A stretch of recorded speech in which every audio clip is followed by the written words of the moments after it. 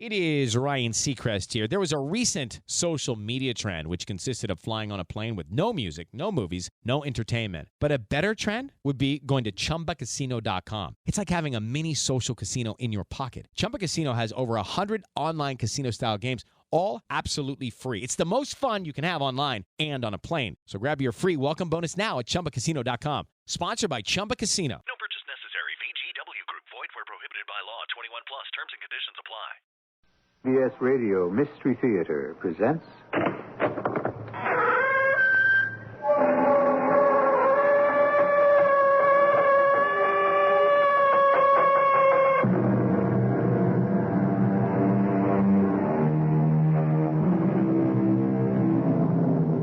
Come in. Welcome. I'm E.G. Marshall. A Chinese proverb holds that nobody's family can hang out the sign, "Nothing the matter here." There's wisdom in that, don't you agree? Think about your own family. Isn't there at least one skeleton lurking in your closet? At some time and for some reason, it will surely reveal itself. The consequences have raised Cain with ruling powers, business, and even love between two persons. That is why Dr. Tom Lodge, a young resident in a Boston hospital, has long safeguarded a dark family secret from his wife, Nancy. Tom, what are you hiding? Nothing, darling. Now, that doesn't ring true. We don't have secrets between us.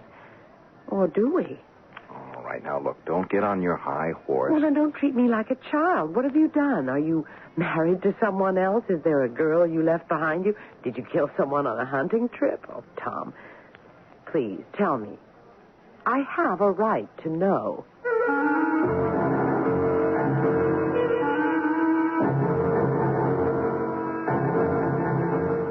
Our mystery drama, The Recluse, was written especially for the Mystery Theater by Roy Windsor and stars Tony Roberts and Patricia Elliott. It is sponsored in part by Buick Motor Division and Contact, the 12-hour cold capsule. I'll be back shortly with Act One.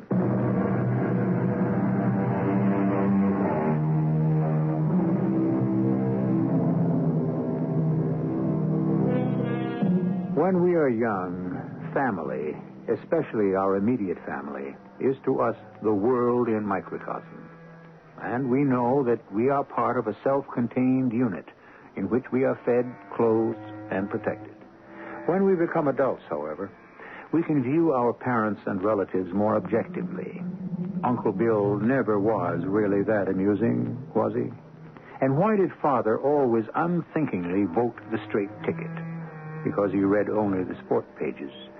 And so family unity becomes subject to the strains of objective thinking, as we are about to find out. I'm home, darling. So you are. What a treat. Give me a kiss? What happened? It's only 6 o'clock. Did the patient die? You're too much, Nancy. Hey, something smells good. Stew. Or call it bœuf bourguignon. It's all the same. Oh, that's a sacrilege, and you know better. And no, the patient did not die. It was a hot appendix, and she'll be up on her feet tomorrow. Now, what's the news of the day? Not good. My mother? No, arthritis is wicked, but I don't think it's a killer. No, it's your grandmother in White River. She died this afternoon. Your mother called. I see. Your mother wants us to attend the funeral. She can't. Well, neither can I. I just can't up and leave the hospital. My mother should know that. Well, somebody has to represent the family, and your mother and you are the only living relatives. You can't not go, Tom. You seem so unfeeling. After all, she is your grandmother. I know. Didn't you like her? I thought everyone liked his grandmother. Well, sure, but... You really adored her, didn't you? Oh, come off it, Nancy. Well, first your mother sounded as if she didn't care that her mother had died, and now here you are not caring either and feeling that her death is an imposition. Hey, what are you so worked up about over this old lady? I mean, you never even met her. Maybe I'm lucky. What was Mrs. Schuyler? Some kind of witch? No, but... Oh, well, let it go. Why won't you talk about her, Tom? Look, I don't remember her very well. I've kind of lost track. Hey, look, let's have our... Supper will keep. You realize, don't you, that the more you evade the subject, the more you arouse my curiosity. Now, tell me about your grandmother. Well, the Schuyler family's been in White River for hundreds of years, dating from before they built the inn, a place named Riverfront. My grandmother's lived there all her life. An old inn? Ooh, like the ones you see on the book covers of Gothic novels? Yeah, something like that. It's on the edge of the river, and it's more than 100 years old. 20 rooms.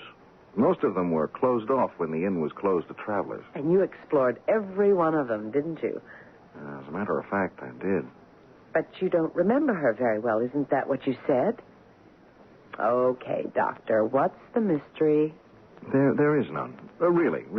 Grandma lived in 3 rooms, never went out. She's been a recluse since my mother and I left. Why? Heartbroken to see you go?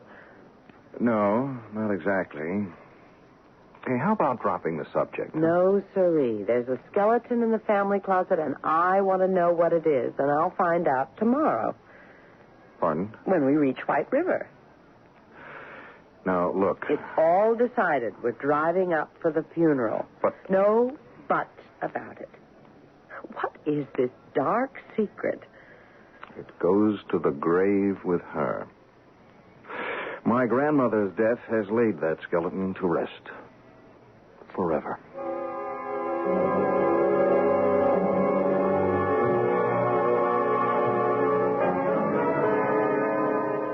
You stay here, Nancy, in the waiting room, huh? I'm not sitting here while Mr. Martin reads you the will. As your wife, I'm entitled to know the provisions of your grandmother's will. Oh, what am I going to do with you? All right. Come in. Come in, Dr. Lodge. Ah, Mrs. Lodge. See? He expects me in his office. Well, it's nice to see you again, Tom. Thank you, sir. My wife, Nancy. How do you do? Hello. Well, sit down, if you please. It's been several years, Tom. Yes, sir. 6.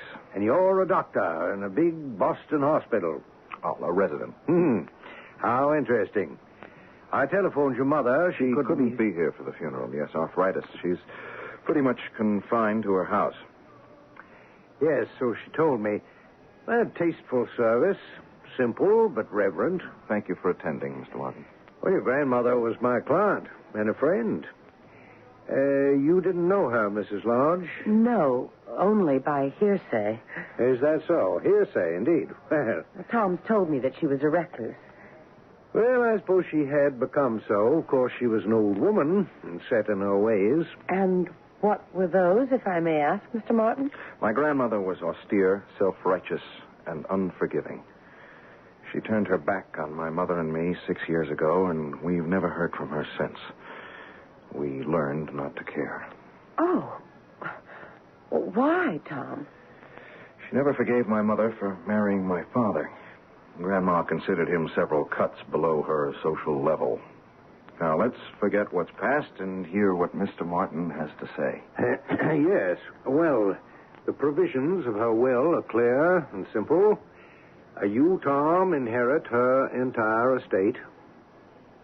The old inn and the 15 acres surrounding it?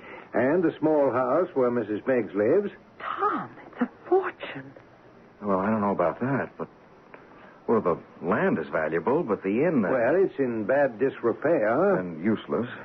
I'm afraid that your grandmother let it go over the past few years. It's weather-worn and rotted. And mice have replaced the ghosts of all those old travelers.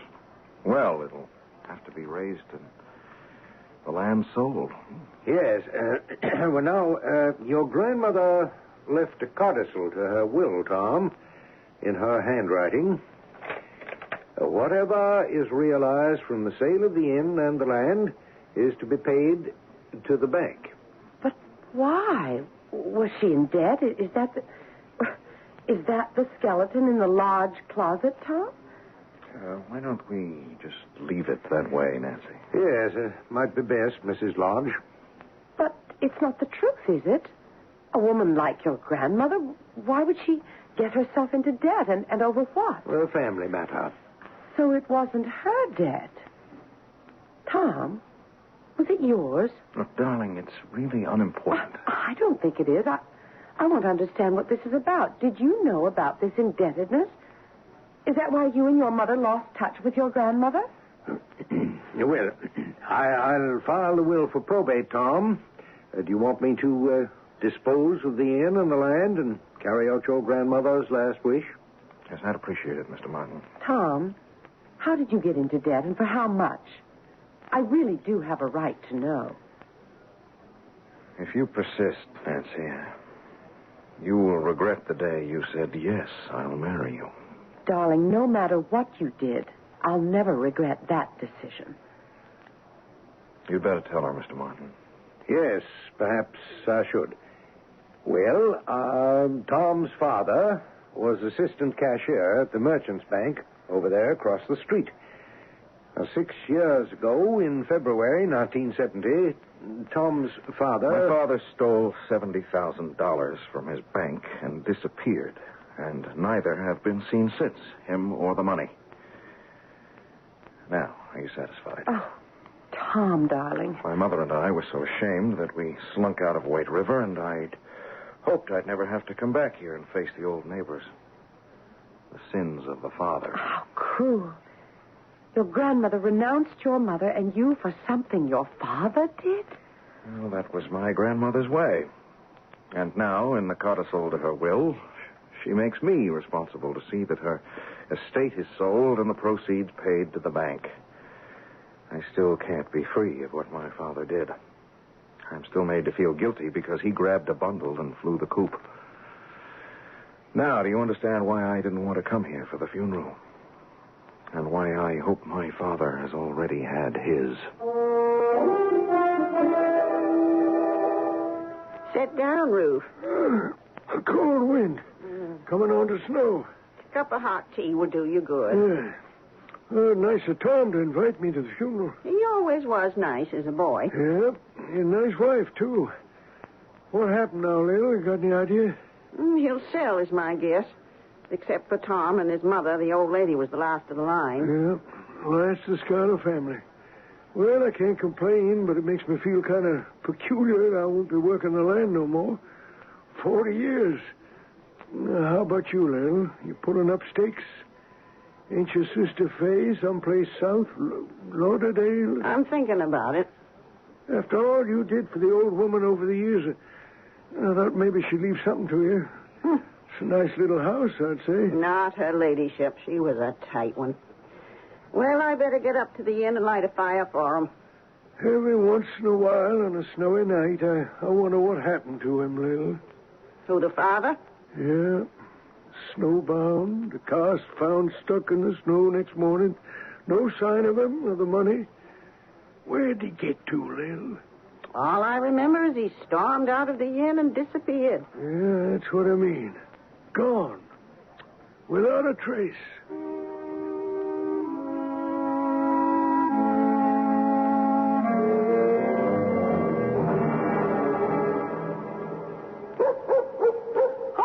Oh, my goodness. Oh, it's just Ruth's dog. I'll chain him up in the barn. Thanks, Mrs. Meggs. Anything else I can do? I left bacon and eggs in the refrigerator and No, nothing. bread. Thank you. That's fine.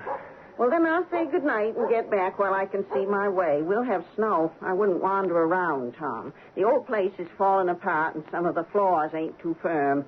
I'll say good night. Oh, good night. Good night, Good night, Mrs. Ooh, it's creepy. I hate this place. There's been a pall over it ever since what happened.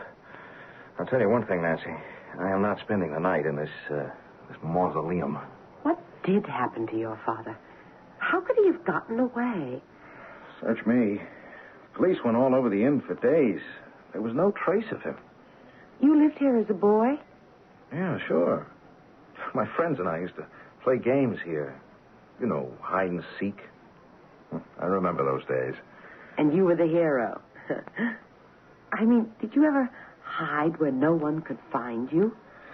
Oh, well, there were lots of places. Cubby holes, one room with a false wall, trap doors and some ceilings. Oh. It's a wonder one of us was never found. Maybe that's what happened, Tom. Huh? But Did you have a special hiding place? You knew the old inn better than anybody else. Good Lord. The sealed room. The what?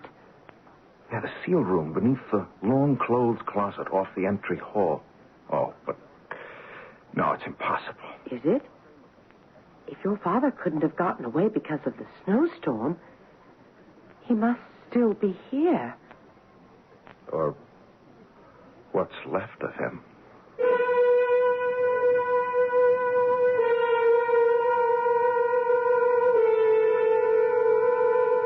Well, what have we here? Old deeds have a way of coming to light, and the skeleton in your closet can be made to rattle because of an inquiring mind.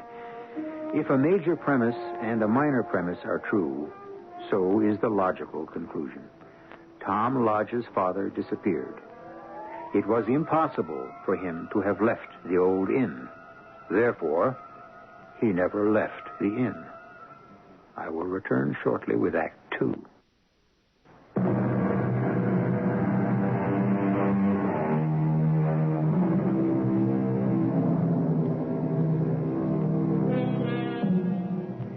It is unusual and unlikely for a person to disappear and never be heard of again. Exceptions are rare. Rip Van Winkle, to be sure, but that was fantasy. Dr. Livingston, and that was fact. Both were presumed to be lost, but after their disappearance, neither was accused of a crime. Tom Lodge's father was. He absconded with $70,000, and therein lies a difference. He was a criminal and in danger. What happened to him? Tom Lodge hopes to find out. Strike another match, Nancy, and I'll let myself down the ladder. Haven't we got a flashlight? In the car. I'll get it later. I want to see if anything's in there right now. You could slip and break a leg, Tom. No. The ladder's strong. Strike a match. It's really black down here. I can't see a thing. I'll hand the matches to you. I'm flat on the floor on my stomach. Reach up. Okay. Now, let me see. Oh, darling, be careful. Don't worry. Oh, there's the pot-bellied stove and the wood scuttle, a chair, small table, cot, and... Good Lord. Oh, what is it, Tom? Tom, answer me. I'm coming up. Tom? Yeah. Look, let's get back to the common room. Tell me, did you... Is there something there? My father. His bones. A clothed skeleton. Oh, how horrible. I've got to think. You said that the police went all over the inn, Tom. How could they have missed the sealed room? I don't know. Nobody remembered it, probably. Well, what was it for? The caretaker, back around the turn of the century, he acted as a registration clerk and a handyman, and he lived down there. In that hole in the ground? Yes. It's a real room with flooring and walls of wood, and it was very snug and warm. After he closed the inn for the night, he lifted the trapdoor in the long closet in the hall and pulled it closed after him. I see. Then the flooring in the closet was covered over. With carpeting, and that sealed it off. Unless a person knew a room was down there, he'd never find it. But you did, as a boy. Was the floor covered over then? I don't think so.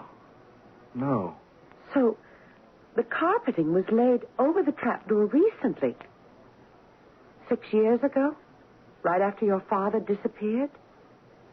Yeah. Your grandmother must have known about the room, Tom. Yes, of course. Would Mrs. Meggs have known about the sealed room? I don't know. Why? Well, who was here the night your father disappeared? No one. My grandmother and Mrs. Meggs. And, of course, my father.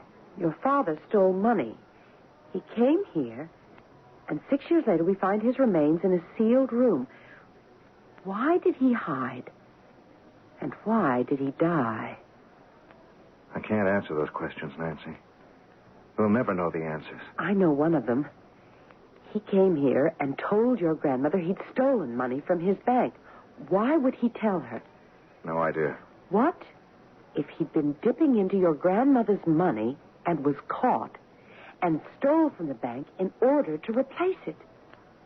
Oh, that's far out. Well, your grandmother refused the money. That's why she wanted the proceeds from her estate to go to the bank, to help repay a debt of honor. Hey, that's pretty far-fetched, darling. Maybe. I have the answer to another one of my questions. Your father hid here because he couldn't get away.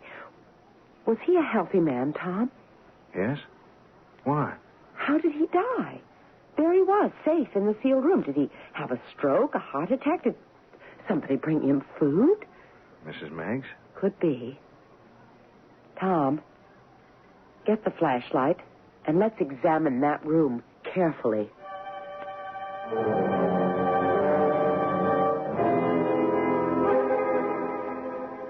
Oh, I feel like I'm in a tomb.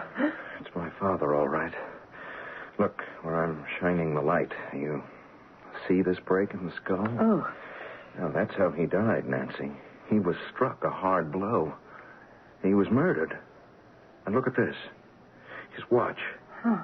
The strap's rotted, but it's his watch, all right. Look, his initials are on the back. Oh, let's get out of here. In a minute. Now it's my turn to ask a question. What became of the money? The 70 grand. Well, whoever murdered him took it. That was the motive. Yeah, but it was hot money, Nancy. It was hard to use for a long time. And the sealed room would be an ideal place to hide it. Where? Where could it be hidden? And I went over the mattress on the cot. It's not there. And the small closet is empty. Oh, let me see. In the stove? Oh, why not? Tom. How about that? Look at this wad of money. Wrapped in oilskin. Oh, I'm afraid, Tom. Leave that money and close off the room. It was only 15,000. 55,000 is gone. Someone squirreled it away. Tom, let's go back to the hotel and think it through. Okay. I'll telephone my mother. Maybe she'll know the answers to some of our questions. Gee, you are scared, aren't you, darling? Of course I am. Someone committed a murder for money. We found it. If the murderer discovers that we know, he may try to kill us.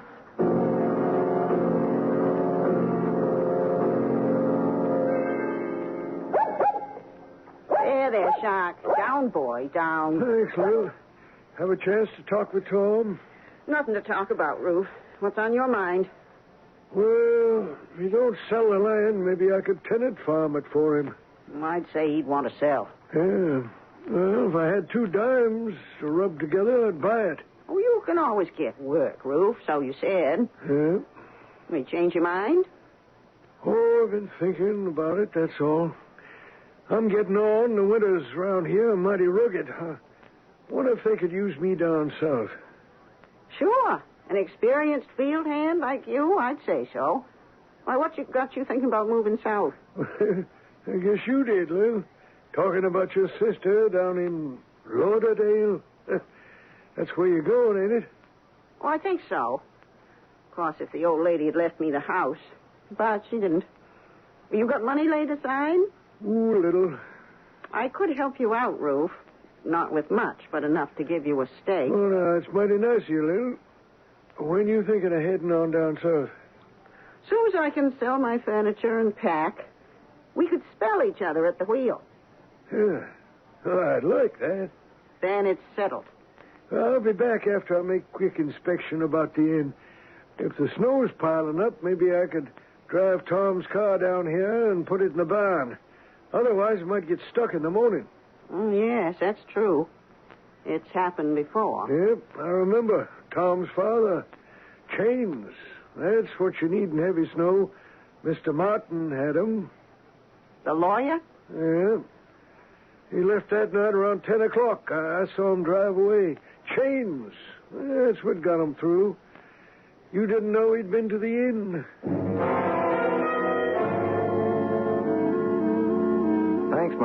This has been very helpful. Well? My father did manage my grandmother's money, and he had begun to dip into it. So he dipped into the bank to repay her. That's why he absconded with all that money. How did he think he'd get away with robbing the bank? Oh, who knows? Your grandmother must have been furious. Well, it was through her that he got his job at Merchant's.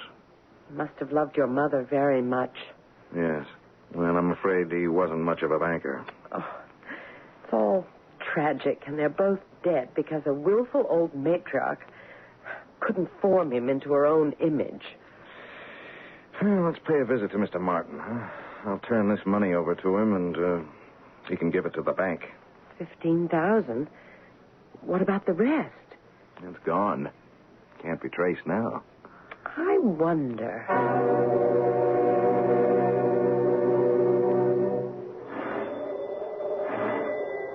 The snow's beautiful. You won't think so if it doesn't light up, darling. Driving is no fun in the North Country.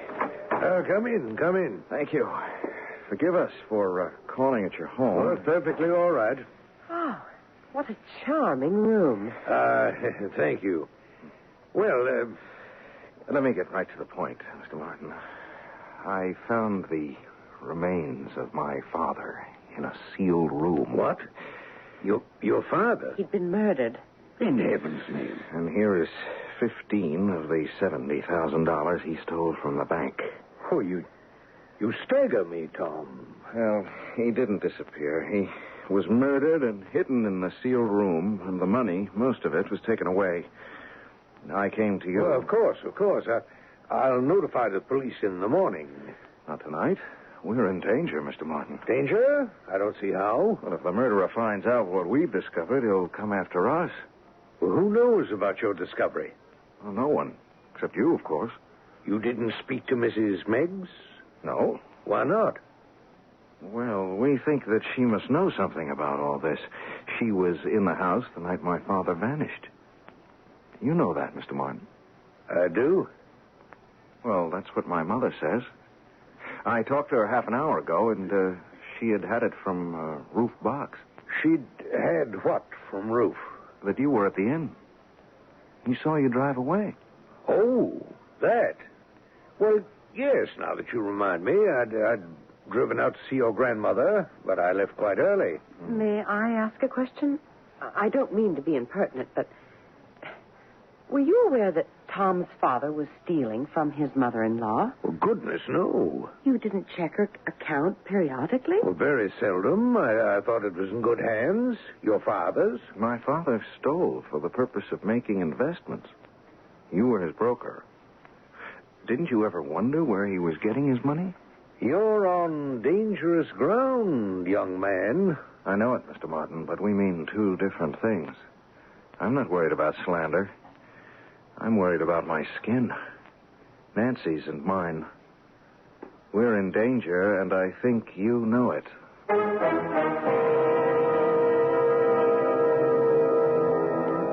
200 years ago, Samuel Johnson remarked, "There is nothing which has been contrived by man, through which so much happiness is produced, as by a good tavern or inn."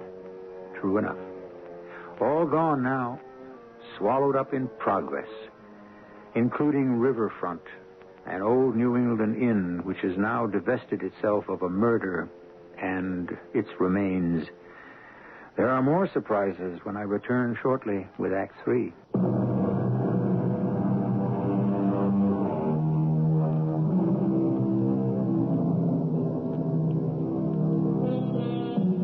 Other sins can only speak. Murder shrieks out. That metaphor by John Webster from his 16th century play, The Duchess of Malfi, best expresses the repugnance we feel when we learn that someone has been murdered. Murder cries to be solved. And Dr. Tom Lodge confronts one, that of his long-missing father. We still have 3 suspects, and one of them is the handyman at Riverfront, Rufus Boggs. Lord Almighty, heaven help us. Oh, come on, open up. Come in, Roo. Oh, no. Ooh, what's wrong? You're white as the snow. He was there all the time, Lil. What were you talking about? Tom's father. You sound crazy. Now sit down and go slow. Now, what's this about Tom's father? I found him in a room in the cellar. Tom's father? I was going round the inn. I was riverside when they drove off, leaving all the lights on, and I went up to the door, and it wasn't closed tight. I opened it and called hello. And then me and Shark stepped inside, and he began to bark, and the hair went up on his back. Scared me stiff. Go on. He ran into that old hall closet and barked his head off. There's a trap door there. Did you know that, Lil? No. A trap door to where? Well, a room, sort of, under the common room. I had my flashlight, so I kneeled down and played the light around it. And I saw it. A skeleton. Oh, my. Stretched out on a cot. Oh, It gave me a terrible turn. a skeleton. Yeah. Tom's father. It has to be. That's where he's been these 6 years. And they drove away? That's right. Well, we'll have the police swarming all over the place soon, and there'll be questions like, what do I know about it? And I don't know nothing, Lil, nothing. Neither do I. Now, you leave the talking to me. All I know is Tom's father bolted out of the house and slammed the door behind him. That's the last anybody's seen of him. And I was in the barn all evening, except when I left my room to quiet Shark. And that's when I seen Mr. Martin drive away. His car, anyway. Well, we better go back up there, Ruth. What for? Well, they found out the murder. He was murdered. Well, that's my guess. The man wouldn't just stay in there and starve himself to death. No, I guess you're right. Tom and the wife made the discovery, and you can bet whoever killed his father is going to do something about it. Like what? Like get that evidence out of there and then kill them. Now, we've got to stop that, Ruth. What's the gun for? Why, I may need it. Why don't we wait for the police? No, there's no time. There's no time at all.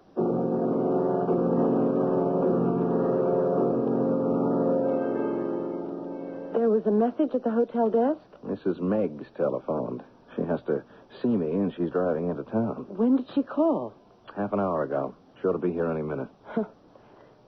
You were pretty rough on Mr. Martin, darling. Yeah, but his role strikes me as funny. I mean, funny odd. Look, he was my father's friend and broker. He must have wondered where the money was coming from for those stocks my father bought. On the other hand, people up here pretty much mind their own business. Oh, it's all very confusing. Not all of it. There was a murder. Mrs. Meggs. Oh, Tom, the most dreadful thing's happened. Ruth's killed himself. Oh, no. Killed himself? You found him out, and that's why he did it. You found the room and the skeleton. Where did you find Ruth? At the inn. The door was unlocked. I went in with Shark and turned on a light. And there he was, Ruth stretched out on the floor, dead, shot in the head. I near fainted. I ran back to my house. I didn't know what to do. You didn't call the police? Well, I phoned you. Well, then I chained Shark in the barn and went into Ruth's room. And I found the money. He had hidden it in his room? Well, not all of it. Just about $5,000. I can't believe it, Tom. I can't believe it. I brought it to give it to you. Ruth Boggs. He was such a gentle old man. Gosh, I don't believe it either. He killed himself because he was found out. Yeah. Well, I guess that should clear up the mystery. You'd better stay here in the hotel, Mrs. Meggs. I'll get you a room. No. I'll go back and be there when the police come. And the ambulance. I'm half out of my head with grief, Tom. Yes, it's a terrible shock, isn't it? Oh. Well, we'll be out in the morning if we can get through. Oh, they'll have the roads cleared. Never fear. I don't know what to say. Good night. That's a blow. Ruth Boggs. Gosh, I've known him since I was a little boy. Kind and patient. He was a little slow, but he was a good man. He must have gone off his trolley. Mrs. Meggs is a liar. Nancy, your imagination... It's lucky for you I've got some. Ask yourself a few questions, darling. From what you remember, did Ruth ever go into that inn? Oh, well, rarely. But, look, he saw us drive off, and maybe we left the light on or something. So he goes in, finds the skeleton, and shoots himself? Well, that's what Mrs. Meggs says. His dog is always with him? Sure. So the dog went into the inn with him? Go on. Then how come Mrs. Meggs heard the dog howling outside? Yeah. Mrs. Meggs had said goodnight to us. Why did she want to return to the inn? Not for the reason she gave, Tom. I think Ruth told her what he found, and they returned to the inn together, and she shot him. Oh, that's crazy. Is it? What about this? Where did she find the $5,000? In his room. Just like that? She could walk into Ruth's room and just like that find $5,000? If he'd stolen the money, he'd have hidden it. Yeah, well, all right, that's the point. Her story does sound kind of pat, doesn't it? Sure, because it's a lie. Darling, she murdered Ruth just as she murdered your father 6 years ago. All right, but just saying it doesn't make it so. I mean, how do we prove it? 2 ways. The police can check on the gun used to kill Ruth, and they can also help us to find the rest of the money. I kept asking myself, where did it all go? Well, for all I knew, it just flew away. Oh, that's what I think, too. Are you serious? Very. The money flew away? Yes. You give me a day with the police, and I think I can find that money. And when I do, we'll put Mrs. Meggs behind bars for life.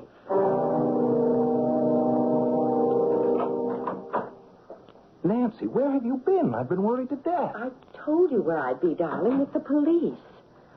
You want to hear something interesting? Go ahead. Every time your father placed a stock order, he placed a similar one from Mr. Martin and paid for all of it. What? That's right. I'll make a guess. Your father and Martin were in collusion. Your father used your grandmother's money with Martin's tacit approval. You mean the two of them were dipping into the old woman's funds? That's what it looks like to me. Your grandmother demanded an accounting, and to repay her, your father robbed his bank. Oh, gosh, it gets worse and worse. But it's going to get better and better, darling, because the police have supplied me with 2 very helpful pieces of information. The gun? Yes, they traced the gun. Rufus Boggs never had a handgun as far as the police can tell, but old man Meggs did, and he had a permit to carry it. The permit expired when he died, but the gun was never turned in. It was Meggs's gun, which was used to murder Rufus. Well, that should clinch it. Without question, she murdered Ruth. But what about your father? Were the police helpful there? Oh, very. Did you know that Mrs. Meggs has a sister living in Fort Lauderdale? No. Well, she has, and they are very regular correspondents. Remember what you said, Tom? That maybe the money just flew away? Yeah? Well, it did. Can't you guess? You're telling me that... Exactly. Now, let's call on her and see if she doesn't fall apart. Well, it's still beyond me. Killing your father and then taking his own life. Is that what you think he did, Mrs. Meggs? Why, it's plain as the nose on your face, Tom. But why would a man shoot himself unless he was guilty of some terrible crime? I guess you're right. I've decided to sell the estate, Mrs. Meggs, because I'm tied down in Boston, and I just couldn't manage the place from there. I'm sorry about that. You've lived here... Rent-free for over 30 years. That was part of the agreements when Meggs and me moved out here. Yes, I know. Well, if you would like to stay on... No, thanks. I don't want charity. Have you thought about what you're going to do? Well, Meggs left me a little insurance, and I kept it tucked away. I might move to where it's a little warmer than up here. Arizona, maybe. Not Florida? Pardon me? Isn't that where your sister is? Why do you ask? Your sister confessed that there are 5 savings accounts in Fort Lauderdale banks in your name, Mrs. Banks. And the police here in White River want you to explain how it happens that there is a small fortune waiting for you down there. Over $15,000. It's no business of theirs. Oh, yes, it is. I found $15,000 in the stove in the sealed room. You placed 5 more where you said Ruth had hidden it, $20,000. That plus the 15 makes $35,000. Half the amount my father stole from the merchant's bank. How do you explain that, Mrs. Meggs? And how do you explain that the bullet that killed Rufus Boggs was fired by your handgun? My handgun? I never in my life owned a handgun. Your husband did, and he didn't fire that shot from the grave, did he? You murdered Ruth to save your skin, Mrs. Meggs, so you'd better tell me, and tell me quick, what happened 6 years ago to my father. I didn't touch him. He didn't crush his own skull, Mrs. Meggs. Martin killed him. His friend, Martin. Uh-huh. That's more like it. Go on. Your father came to give your grandmother money. She turned him away. He had the money with him. Martin spoke to me, said he'd divide it. Half for him and half for me. I was afraid. I'll just bet you were. Well, then he struck your father and killed him. We hid the body in the sealed room. And from time to time, you dipped into your half of the money and sent it to your sister for deposit. And you murdered Ruth to cover the old crime. Well, I didn't know what to do. I was crazy with fear. I just lost my head. I doubt that, Mrs. Meggs. You deliberately murdered the old man. Tom, please, be merciful. If you and Martin don't hang for the crime, the court will be merciful. You're cold-blooded killers. You deserve to die.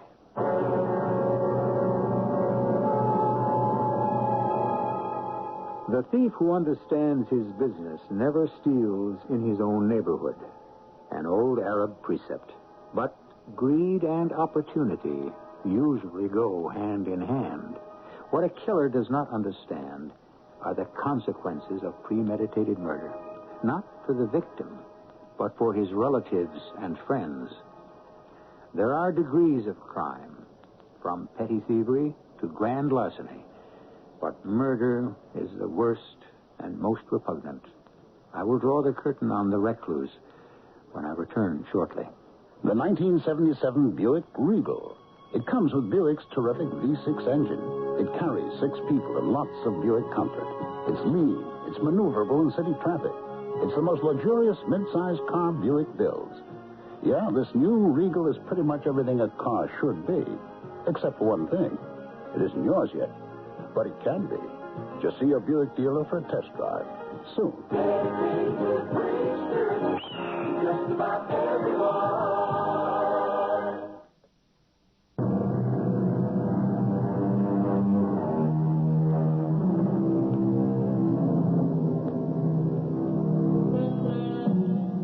Tom Lodge and his mother had lived for 6 years under a pall of shame. But then 2 deaths lifted the curtain, and the truth was revealed. What Tom's father did was wrong. What was done to him was worse. I can report with pleasure that Mrs. Meggs and Martin were sentenced to prison for life. And for all I know, they are still there, still a burden to taxpayers like you and me. Our cast included Tony Roberts, Patricia Elliott, Francis Sternhagen, and Court Benson. The entire production was under the direction of Hyman Brown. And now, a preview of our next tale. Where shall we go, Cat? Down the steps behind the trees, there's a little piazza. I'm so worried about you, darling. Maybe you really are sick. You just don't sound like yourself. Your voice is so strange. Of course. You're not Cab. We won't need this champagne anymore. Or this special masquerade. No, I am not your Mr. Goodwin. Who are you? Just a man with a purpose. You can see that I have exchanged the champagne glasses for this. A gun? Which I would not hesitate to use. Lovely as you are, I am a desperate man, so keep walking. Across the driveway and around behind the Lombardy poplars. That's it. Don't try to do anything foolish. Radio Mystery Theater was sponsored in part by True Value Hardware Stores. This is E.G. Marshall inviting you to return to our Mystery Theater for another adventure in the macabre. Until next time, pleasant dreams.